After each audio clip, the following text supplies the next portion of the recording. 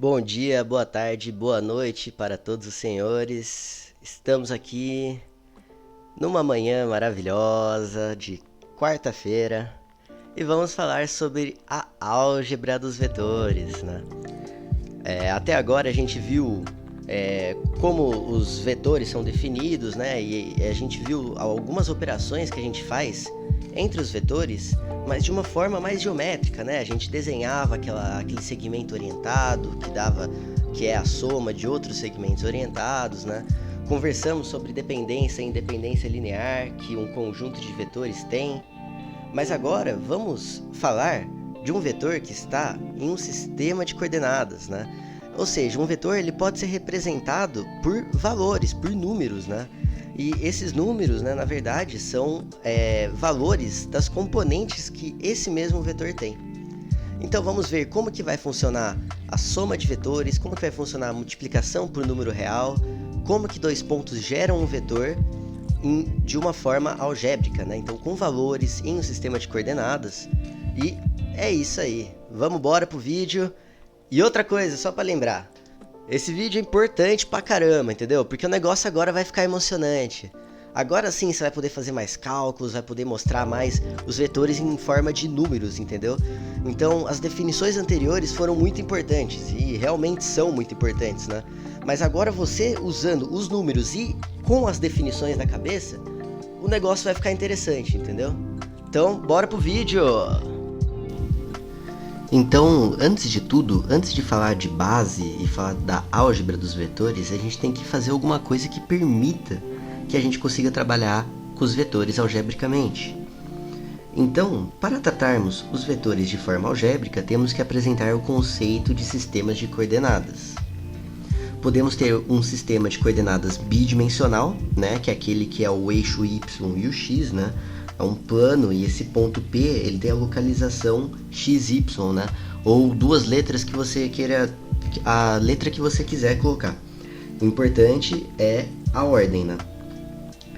E um sistema de coordenadas tridimensional, então a gente tem aí o Z, o X e o Y.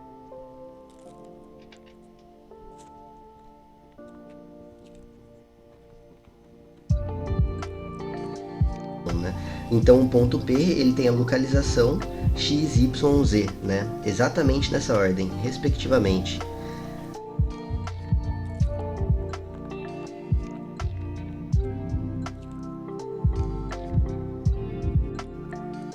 Então, considerando um vetor v, tal que v tem suas componentes, cada componente é dada por um valor, tal que representamos v ou dessa forma que a gente representa sobre as boquinhas do jacaré, x, y, z, ou v em forma de matriz transposta, né? Então é uma matriz que a gente representa o tamanho da componente x, o tamanho da componente y e o tamanho da componente z.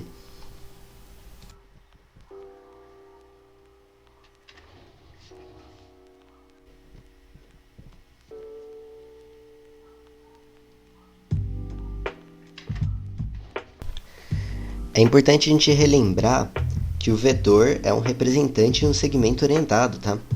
Então, por exemplo, se V é um segmento orientado com o ponto inicial A e o ponto terminal B, né? Então o vetor AB,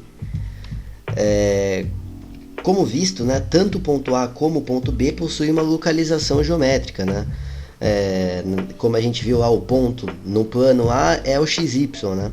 Eu quis botar a localização como a seguinte: A, AX e vírgula AY, né? E B, que fica localizado em BX, BY, tá? Em um plano cartesiano, olha como que a gente representa. A gente simplesmente coloca os pontos na sua localização. Se é AB, a gente já sabe que a orientação vai de A até B. Então a gente desenha com a seta, né, em sentido AB, né?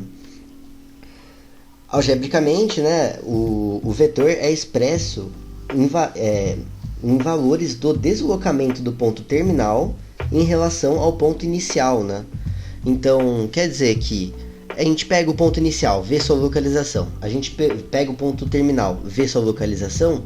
A gente consegue expressar esse vetor em valores, né, da sua componente horizontal e a sua componente vertical. E essas duas componentes a gente consegue vendo esse tipo de deslocamento, né? Então, do ponto B em relação ao ponto A. Então, como dito anteriormente, eu peguei esse trecho do livro do James Stewart. E o livro do James Stewart nos diz o seguinte: usamos a notação A1, A2, né, entre esses tipos, a boquinha de jacaré, né, para o par ordenado que se refere a um vetor, para não confundir o par ordenado A1, A2, que se refere a um ponto, certo? Então aqui é a localização de um ponto. Aqui estamos falando sobre as componentes que o vetor tem. Por exemplo, os vetores apresentados na figura 12, essa daqui é a nossa figura 12, são todos equivalentes ao vetor OP, certo? Nosso vetor OP aqui, cujo ponto terminal é 3, 2. Aqui, ó, 3, 2. O que eles têm em comum é que o ponto terminal alcançado é a partir do ponto inicial por um deslocamento de 3 unidades para a direita e 2 para cima. Então, como a gente está vendo aqui, ó, vou aproximar, veja que a componente que é do x deslocou 3 unidades para a direita, né? E a componente do y deslocou 2 de baixo para cima, né? Então, o que isso representa? Que isso aqui é um vetor 3, 2.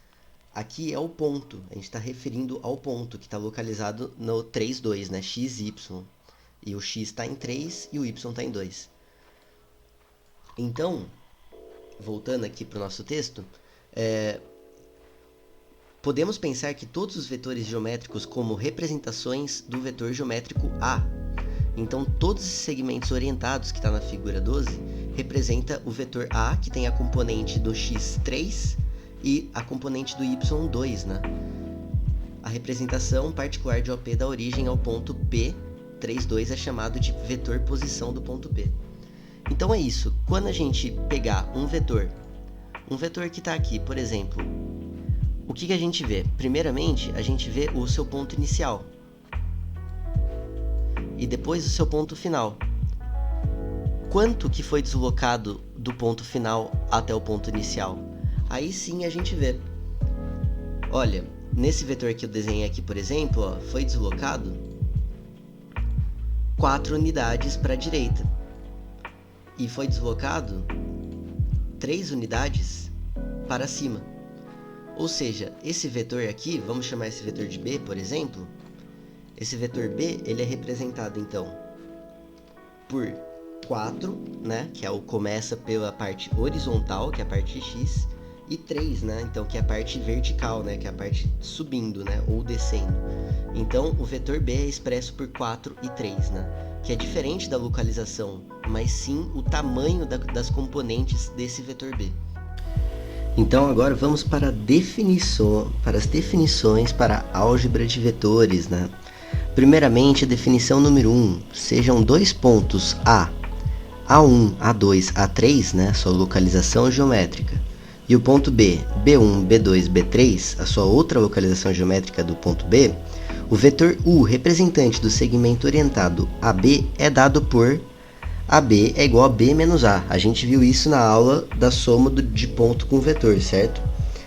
Tal que o vetor AB, o segmento orientado AB, é dado pela subtração das coordenadas do seu último ponto pelas coordenadas do seu ponto inicial, certo?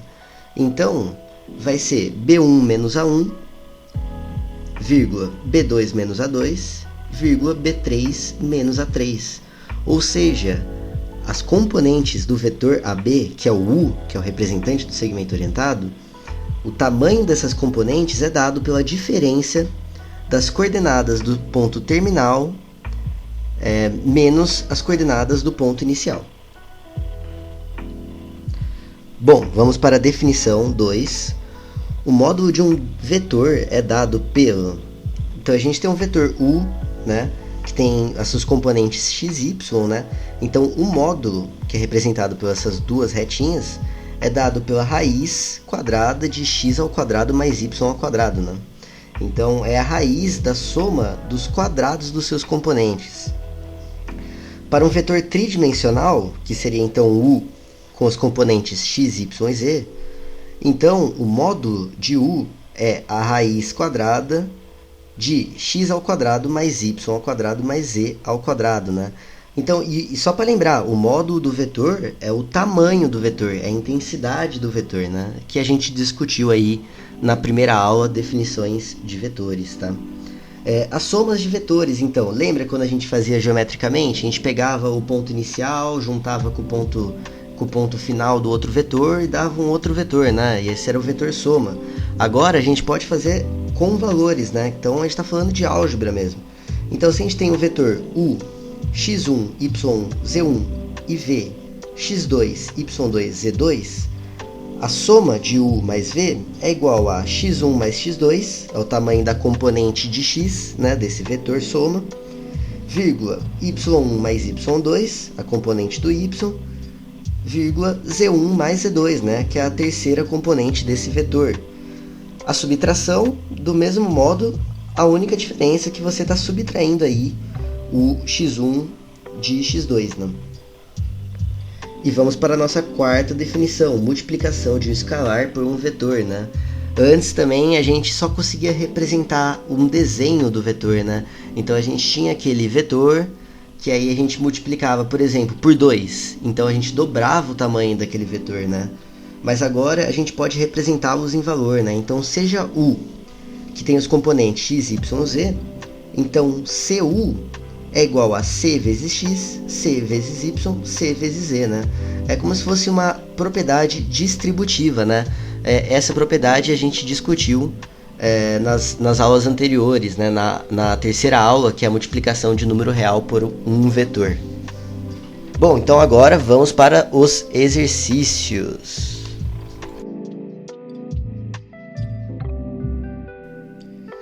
Então, eu peguei alguns exemplos do livro do James Stewart, volume 2, cálculo 2. E a grande questão é o seguinte, eu estou inteirando os livros, tanto do Bowles como do James Stewart, uma vez que o James Stewart ele dá bastante questão preparada para ajudar o aluno, e o Bowles ele é mais rico tecnicamente no conteúdo, né? O James Stewart ele passa a geometria analítica de forma a se entender o cálculo, né? A base do cálculo. E o Bowles ele já passa essa geometria analítica de uma forma já mais afinada, né? mais pura, né? Então, por isso que a gente está juntando um pouco dos dois. Vamos fazer alguns exercícios. Aqui o exemplo 3 do James Stewart.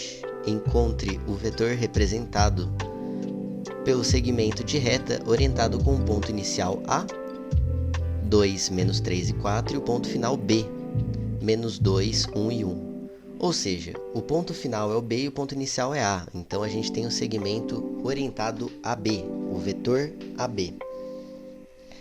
E assim como a gente acabou de ver, né, o vetor AB ele corresponde à subtração do ponto final menos o ponto inicial, né? Então é justamente o que eu vou fazer. Eu vou tirar a diferença entre os componentes do ponto final e o ponto inicial A.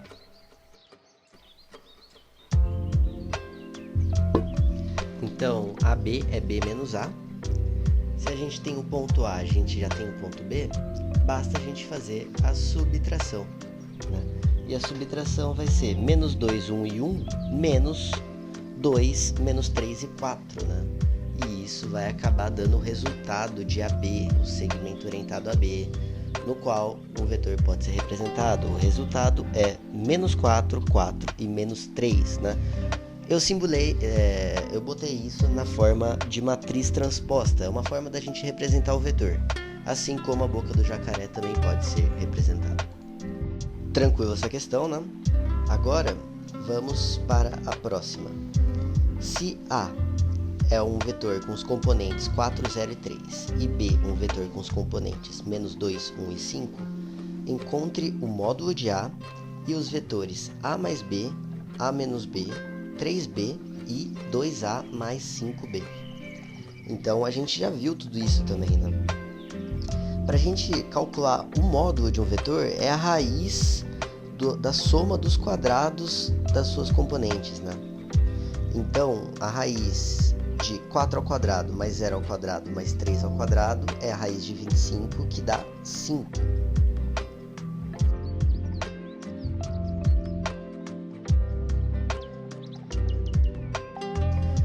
A mais B. A mais B vai ser 4, 0 e 3 mais menos 2, 1 e 5. Então, vamos somar cada componente. Então, 4 mais menos 2, vírgula, 0 mais 1, vírgula, 3 mais 5, né? Então, vai acabar dando o vetor 2, 1 e 8. E A menos B. É a mesma coisa que a soma, só que a gente subtrai. Então, vai ser 4 menos menos 2, vírgula, 0 menos 1, vírgula, 3 menos 5, né? Que vai acabar dando o vetor 6 menos 1 menos 2. E se fosse o vetor 3 vezes b, né? 3b, a gente vai multiplicar como a propriedade distributiva as componentes do vetor pelo número real, sendo que vai ficar 3 vezes menos 2, 3 vezes 1 e 3 vezes 5, que vai resultar no vetor menos 6, 3 e